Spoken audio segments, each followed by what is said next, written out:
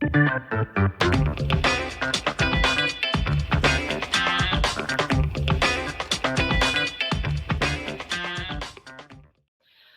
stakeholder management is a key responsibility of project management. And so initially, one of the very first things you have to do in the project is to identify internal and external stakeholders. And there are many ways to identify these stakeholders, which we won't go into in depth right here, but it's very key to being as effective and efficient as possible.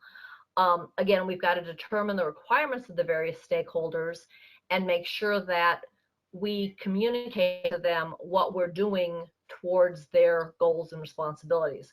Again, we've got to look at their expectations, and we need to clarify and set their expectations appropriately. So if you're building a swing set and they think you're building a Disneyland ride, you have to work them around to what you're really trying to do with the budget you're trying to do it, in order to make sure that they're going to be happy at the end.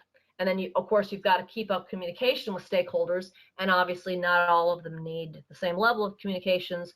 You know, the CEO doesn't need a 10-page report, but somebody who's really technical and having to implement something might need the 10-page report.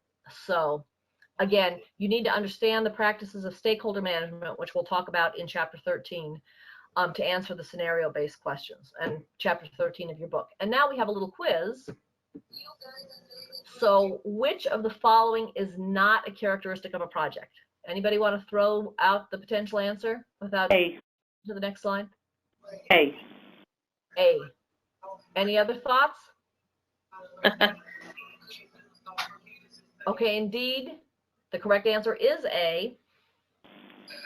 Characteristics of a project are based on the project definition. So except for option A, the other options are part of the project definition. Okay, next, as a project manager, you've started a new project. You've got several stakeholders that raise concerns about the quality of the new project software provided by the project management office and the way project changes would be logged.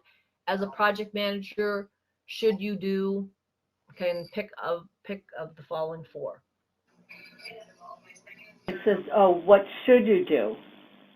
Let's see. Yeah, what should you do? And remember that on the test, they are trying to trick you because, I don't know, Dawn, if you were here, but I told Regina, about 70% correct answers as a passing grade, but they only want about 70% of the people who take the test to pass the test. So I applaud you for taking this prep course, because hopefully that's what we'll do, is we'll get you into that 70% that passes.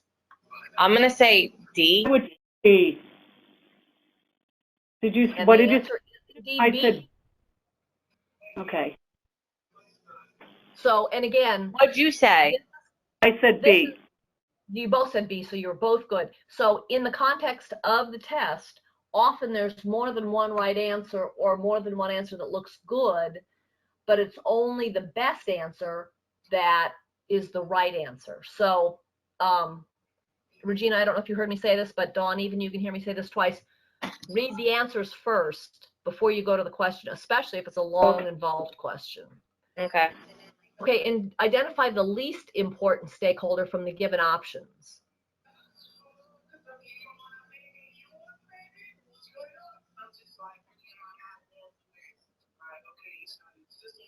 B. Okay, did you say B or D? D. D. D. And indeed, the correct answer is D, but those are all stakeholders. So, in other words, the competitor whose organization will be affected by a new product release. So, in other words, Apple and Android are stakeholders in each other's project, not that, you know, we're putting them on the memo chain or something, but it is the case that if iPhone adds something, you know, Android better come up with a response to that. So, always important to know the competitors are potential stakeholders. Okay, so to overview this section, project management is the application of knowledge, skills, tools, and techniques applied to project activities to meet the project requirements. The project manager has to integrate these aspects, like stakeholders, risks, communications, and procurements, with the constraints, and we'll talk a lot about the triple constraint of scope, time, and cost, and then add sort of that fourth dimension of quality to that. Projects differ from operations. Remember that projects are temporary and operations go on and on and on and are repetitive. Even if projects have repetitive parts or things that you've done a lot before, you know, obviously you have to carpet every single room, and carpeting a room is kind of like carpeting another room, but it's, you know, two different things. And then we've got programs encapsulate multiple projects to achieve objectives that are not possible by managing projects individually. And then portfolios are strategically at the next highest level, and they're aligned efforts combining programs, projects, and operational efforts in the pursuit of organizational objectives. So, any questions? No. No. Okay.